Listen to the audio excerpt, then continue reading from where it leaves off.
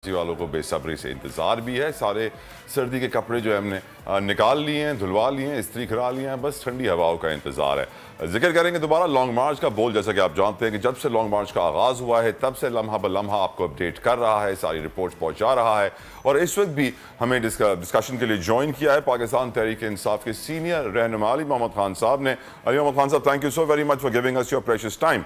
Sir, सवाल मैं आपसे ये करना चाहूँगा हुजूर, एक तो इस लॉन्ग मार्च के टारगेट्स जो थे वो जब लॉन्ग मार्च शुरू हुई थी और आज के रोज तक काफी चेंज हो चुके हैं, मजीद भी चेंज होंगे खान साहब? बहुत शुक्रिया। बिस्मिल्लाहिर्रहमानिर्रहीम।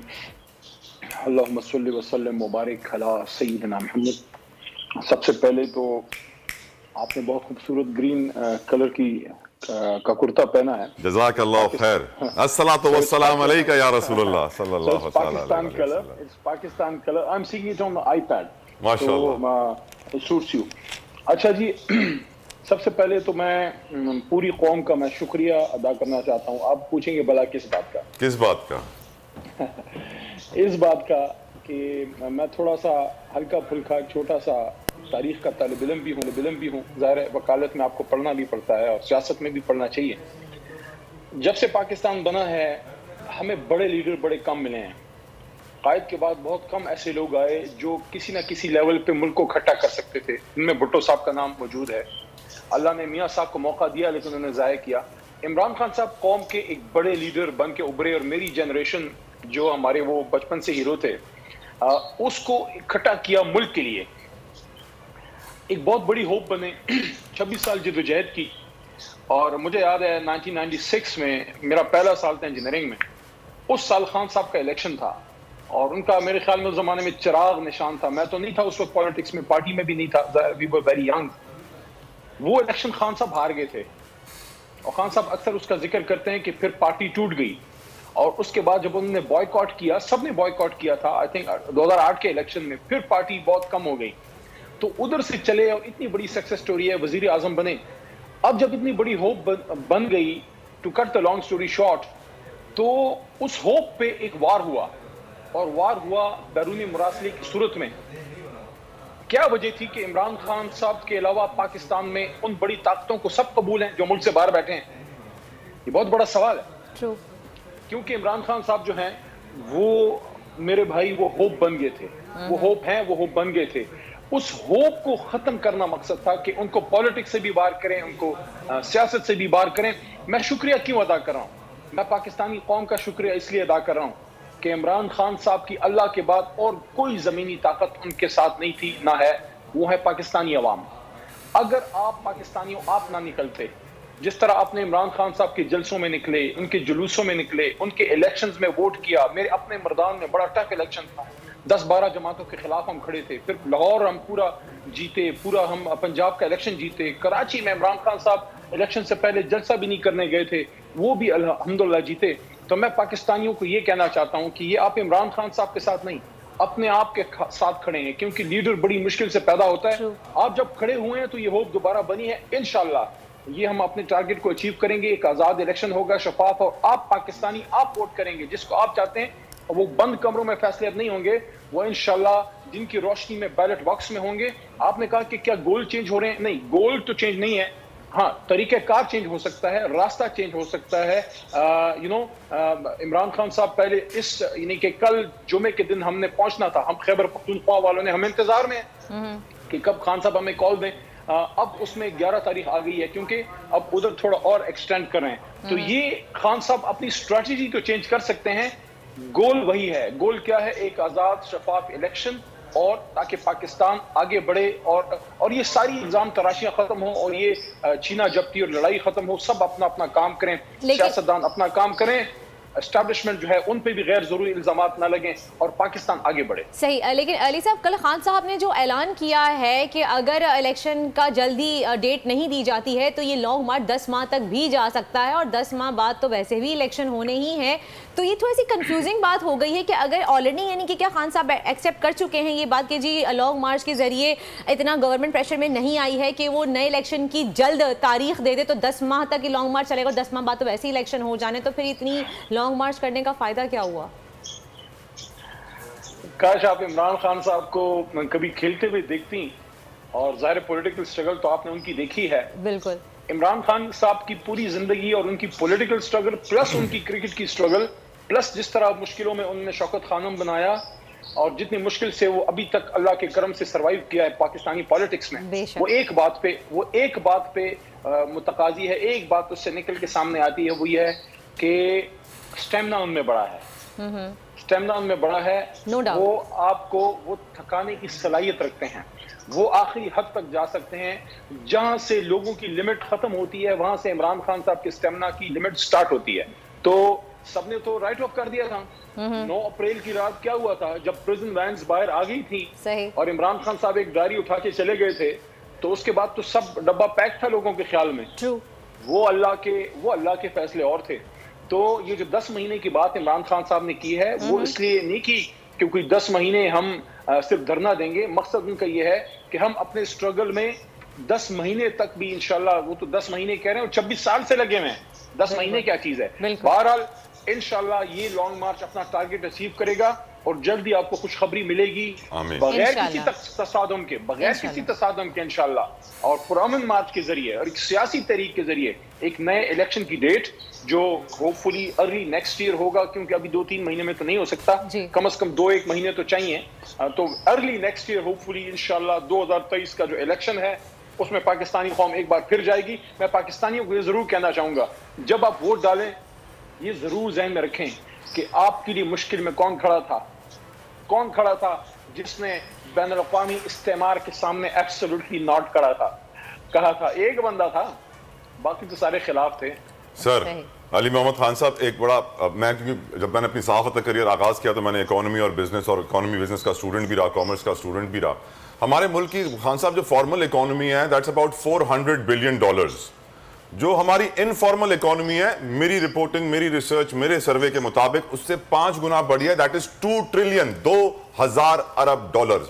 یہ وہ کاروبار ہے سر جو کاغذوں میں نہیں آتا, جو ٹیکس چوری کرتا ہے, جو اسمگلنگ کے تھرو ہوتا ہے, جو ریتی بجری کا کاروبار ہے, بہت بڑا کاروبار ہے. خان صاحب اس کاروبار کو, اس غیر قانونی کاروبار کو قانونی بنانا چاہتے تھے. جب آپ 2000 ارب ڈالر کا بزنس بند کرنے جائیں گے نا سر, تو پھر وہ آپ کو بند کرنے کے لیے اتنے ہی ہزاروں ارب ڈالر خرچ بھی کر دیں گے. ساتھ سر ایک سندھ میں ہماری بڑی پولیٹیکل فیملی کے میرے ایک دوست ہیں, وہ کہتے ہیں کہ طلع پاکستان کے لوگ 90% چور اور ٹھگ ہیں, یہاں لیڈر بھی چور اور ٹھگ آئے گا, عمران خان جیسا نہیں آئے گا. کیا کہیں گے سر آپ اس پر؟ میرے بھائی, کل میں پشاور تھا اور ایک بات آپ کے سامنے رکھنا چاہتا ہوں. آپ کہیں گے پشاور کہاں سے آ گیا؟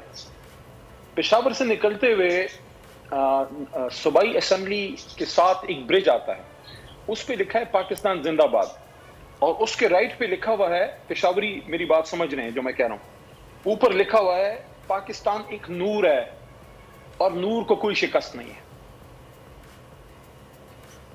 جو قائد اعظم نے فرمایا تھا نا کہ there is no power on earth which can undo Pakistan. It is going to stay for inshallah till the day of eternity. تو یہ پاکستانی قوم غیرت مند قوم ہے اور اللہ کے کرم سے غلام رسول ہے سارے, اور وہ کبھی بھی نہیں ہو سکتا کہ حضور نبی کریم صلی اللہ علیہ وسلم کے غلام جو ہیں وہ سارے کے سارے غلط راستے پہ ہوں. ہاں, کچھ عرصے تک ان کو دبایا ضرور جا سکتا ہے, باقی یہ ملک ہمارا ہے, اس کے ادارے ہمارے ہیں, اس کی فوج ہماری ہے, ہم نے مل کے اس کو آگے لے کے جانا ہے. یہ جو آپ نے بات کی نا کہ غلط لوگ, میں کہتا ہوں جو آپ نے یہ جو اکانومی کی بات کی وہ تو صرف ایک فیکٹر ہے. سب سے بڑی بات میں آپ کو بتاؤں, میں کہتا ہوں جو سب سے بڑا کام ہے وہ میری جماعت اور میرا چیئرمین کر گیا ہے, اور وہ یہ ہے کہ ہماری جنریشن, آئی ایم 46 ناؤ, ہم لوگ جب بڑے ہو رہے تھے ہمارے لڑکے جو ینگ تھے وہ پاکستان سے باہر تو روزگار کے لیے سب جاتے ہیں, لیکن وہ ایک طرح سے پاکستان سے مایوسی تھی, پاکستانی سیاست سے مایوسی تھی. ایسی ایک کانسیپٹ تھا کہ یہ ملک پتہ نہیں ہم لوگ تو نہیں, کوئی اور ہی چلائے گا. ہم جیسے مڈل کلاس یہ جو ہیں, ہم مڈل کلاس جو پروفیشنلز ہیں, ہم ہوائی جہاز اڑا سکتے ہیں, ہم F-16 کے GDP پائلٹ بن سکتے ہیں, we can top CSS, ہم اچھے انجینئر ڈاکٹر بن سکتے ہیں, ہم ٹاپ کے بیرسٹر بن سکتے ہیں, لیکن سیاست کا دروازہ ہم پہ بند تھا کہ نہیں, اقتدار کی ایوانوں میں نہیں آنا. یہ جو دروازہ کھولا ہے مڈل کلاس کے لڑکے اور لڑکی پہ پاکستان کی سیاست کا, آپ کیا سمجھتے ہیں؟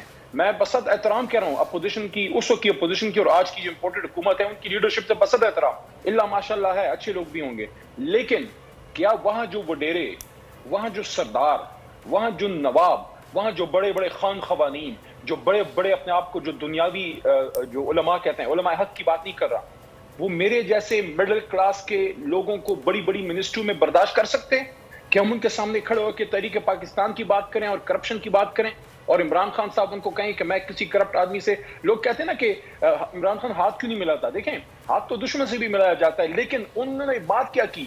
خان صاحب نے کہا کہ ایک آدمی ملک کو لوٹتا ہے۔ میں یہ نہیں کہہ رہا کہ سیاست میں بات نہ کریں، ہونی چاہیے بات، لیکن وہ آپ کو بتا رہے ہیں اپنا انر کہ یار ایک آدمی میرے ملک کو لوٹ رہا ہے، میرا ملک میری ماں ہے، میری ماں کو کوئی لوٹ رہا ہے، میں اس کے ساتھ ہنس مسکرا کے میں بیٹھوں سارا ٹھیک ہے، میں بات کروں گا معاملات کو نپٹانے کے لیے، نبھانے کے لیے، لیکن اندر ایک تکلیف کا اظہار تو ہونا چاہیے کہ یار یہ میرا ملک آج جس تکلیف میں ہے، آپ جائیں ابھی شام کو آپ جائیں پاکستان کی کسی بھی جو ہے آپ چھوٹے بڑے قصبے میں، شہر میں چلے جائیں، یہ روڈوں پہ جو پڑے ہوئے ہیں، یہ روڈوں پہ جو رات گزارتے ہیں، اگر پاکستان کا پیسہ اس ملک پہ لگتا، اگر پاکستان سے باہر جا کے لوگ بڑی بڑی پراپرٹیاں نہ بناتے حرام کی، اس ملک کو نہ لوٹا جاتا، یہ ایک ایک بچہ، یہ ایک ایک بچی ہماری نہیں، یہ ان پہ سپینڈنگ نہ ہوتی، ان کا حق نہیں ہے۔ یہ جو ہیروئن کی جو پڑے ہیں روڈوں پہ، یہ پاکستانی نہیں ہے۔ Who is going to think for them؟ اس آدمی نے ان کے لیے جو ہے مسافر خانے بنائے، اب یہ جا کے انہوں نے بند کیا ہے۔ لوگ کہتے ہیں کیا ایک آدمی جس کی زمین پہ ایک چھوٹی سی چھت نہیں ہے، جو اپنا گھر بار باجوڑ اور ممند اور سندھ اور بلوچستان سے چھوڑ کے کراچی، لاہور یا اسلام آباد میں روزی روٹی کمانے کے لیے کدال مارنے آیا ہے، جس کی دن کی کمائی 500-600 روپے ہے، اس کو جب آپ ایک عزت والی جگہ دے دیتے ہیں جہاں وہ رات گزارتا ہے، جہاں وہ وضو کرتا ہے صبح، جہاں اس کو عزت کے کھانے ملتے ہیں، یہ وہ سوچ سکتا ہے جس کے دل میں درد ہو۔ یہ وہ لیڈرشپ ہے جو ہمیں چاہیے تھی، یہ وہ لیڈرشپ ہے جس کی عمران خان صاحب نے بات کی، اور اس طرح کے لوگوں کو جب ایوان میں لے کے آیا نا، یہ ان کو ایکسیپٹیبل نہیں ہے کہ پاکستان میں سب کرو، لیکن جو انڈر پریویلیج لوگ ہیں، جو ہیو ناٹس ہیں، ہیو ناٹس کو آ کے ہمارے اوپر منسٹر مت بناؤ، ان کو ملک کی تقدیر کے فیصلے نہ کرنے دو۔ یہ گناہ کیا ہے عمران خان نے کہ عام لوگوں کو سیاست کی راہ دکھائی، ان کو کہا کہ ملک سے مت بھاگو، آؤ سیاست کرو، اس ملک کو ٹھیک کرو، تم فیڈرل منسٹر بنو گے، تم چیف منسٹر بنو گے۔ یہ محمود خان صاحب کا کسی نے نام سنا تھا؟ یہ بزدار پہ سب بڑی بات کرتے ہیں، کسی نے عام آدمی کو بٹھا کے بڑے بڑے عہدوں پہ یہ ہمارے جو ہیں اپنا جو گورنر خیبر پختونخوا شاہ فرمان، یہ جو ہمارے سندھ کے گورنر ہیں، ان لوگوں کو کبھی عام کوئی جماعت جو ہے اپنا ایم پی کا ٹکٹ نہ دیتی، عام لوگوں کو عمران خان صاحب نے گورنر بنا دیا، ان کو صدر مملکت ایک ایجوکیٹڈ آدمی کو بنوا دیا۔